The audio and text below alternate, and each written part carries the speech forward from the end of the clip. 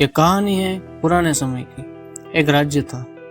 उस राज्य के जो जासूस थे, जो दूसरे राज्य में जाकर अपने राजा को खबर पहुंचाते थे, उन्होंने एक दिन अपने राज्य में खबर पहुंचाई कि जो पड़ोसी राज्य है वो हम पर हमला करने वाला है। उन जासूसों ने पक्की खबर दी कि अगले 3 दिनों में पड़ोसी राज्य अपनी बड़ी सेना के साथ हम पर हमला कर देगा और उनकी सेना इतनी बड़ी है कि उनका सामना करना बहुत मुश्किल।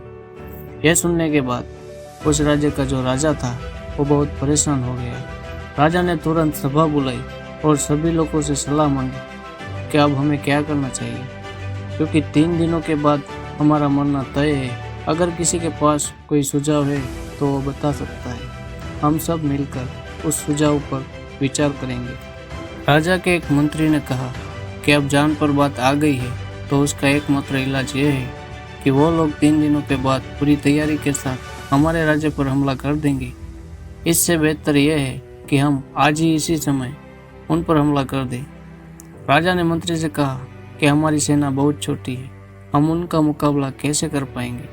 मंत्री ने कहा कि पड़ोसी राज्य अभी युद्ध करने के लिए तैयार नहीं है। अभी उन पर हमला कर देंगे तो वो संभाल नहीं पाएगा और हमारे जीतने की कुछ संभावना होगी। वैसे भी तो 3 दिनों के बाद पूरी तैयारी के साथ हम पर हमला करने वाले हैं और तब भी हमारे पास इतनी ही सेना होगी। राजा को मंत्री का सुझाव अच्छा लगा और उन्होंने तुरंत अपनी सेना को तैयार होने का आदेश दे दिया। सेना छोटी होने के कारण उस राज्य के नागरिक भी सेना में जुटकर युद्ध में चले गए। पड़ोसी राज्य तक पहुंचने के लिए एक पुल पार करना पड़ता था।